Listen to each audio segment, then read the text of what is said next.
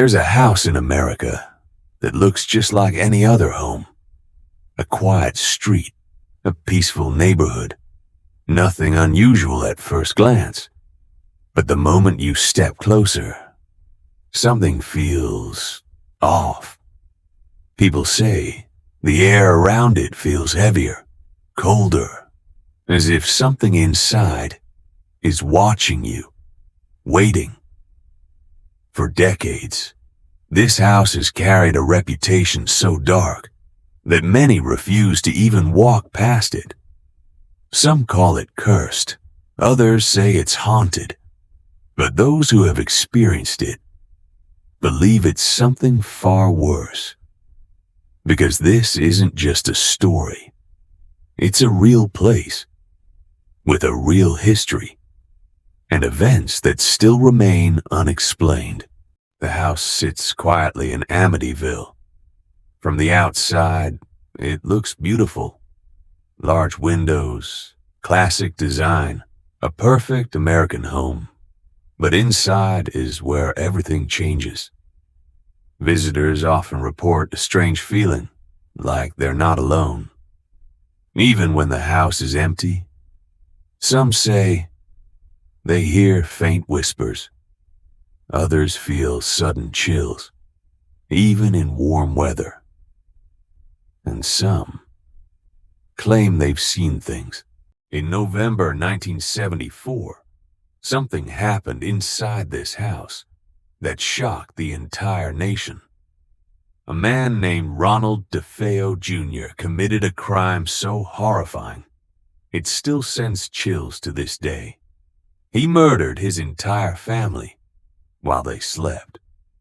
6 people gone in a single night. What made it even more disturbing was the way it happened. There were no signs of struggle, no screams reported, no attempt to escape. It was as if everyone remained completely still, as if something had already taken control.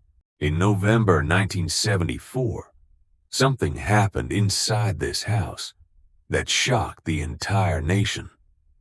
A man named Ronald DeFeo Jr. committed a crime so horrifying, it still sends chills to this day.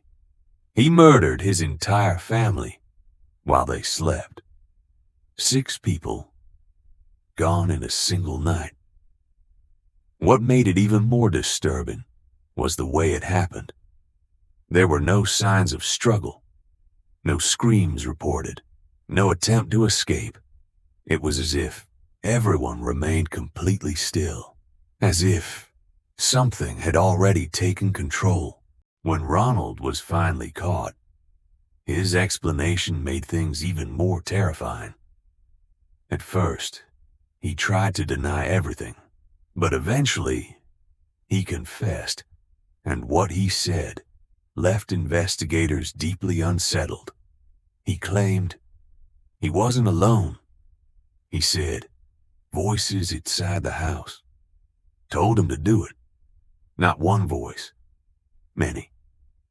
Dark, angry, relentless voices. Voices that grew louder, night after night, until he couldn't ignore them anymore, or so he claimed. Some believed he was lying. Others weren't so sure. About a year later, a new family moved into the house. They had heard the story, but they didn't believe in it.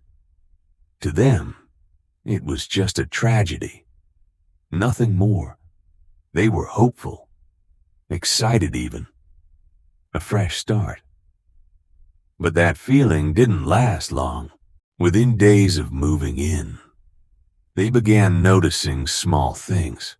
At first, it didn't seem like much. A door opening when no one touched it. A cold breeze inside a closed room. Strange noises late at night, but slowly those small things became impossible to ignore. Footsteps echoing through empty hallways, windows, slamming shut on their own, and a feeling that they were not alone. As the days passed, the activity became more intense. One family member claimed to wake up at exactly the same time every night. 3:15 a.m. again, and again, and again. The same time the murders had taken place. Another described seeing a figure standing in the hallway, watching, not moving, just there. They tried to ignore it, tried to convince themselves it was just fear. But deep down, they knew something was wrong. Then came the night. Everything changed. The family woke up suddenly, terrified. They heard voices, not whispers this time, clear, loud, angry. Something was moving inside the house, doors slamming, objects falling, footsteps running, and then silence. A silence so heavy, it felt unbearable. That was the moment they made their decision. They couldn't stay, not another second. In the middle of the night, they left. No packing, no planning. They ran, leaving behind everything they owned. Clothes, money, memories, they didn't care. Because whatever was inside that house, they wanted nothing to do with it, and they never returned. After they left, the story spread quickly. People became curious. Investigators came. Journalists arrived. Some claimed the entire story was fake, a hoax, an exaggeration. But others experienced things they couldn't explain. Strange sounds, sudden cold spots, unexplainable feelings of fear. The house became famous, but also feared. So what really happened? Was it all just imagination? A family overwhelmed by fear and tragedy? Or was there truly something inside that house? Something unseen, something powerful, something dark? Even today, there is no clear answer. So what really happened? Was it all just imagination? A family overwhelmed by fear and tragedy? Or was there truly something inside that house? Something unseen, something powerful, something dark? Even today, there is no clear answer, because the truth is, some mysteries are never solved, and some places are better left alone.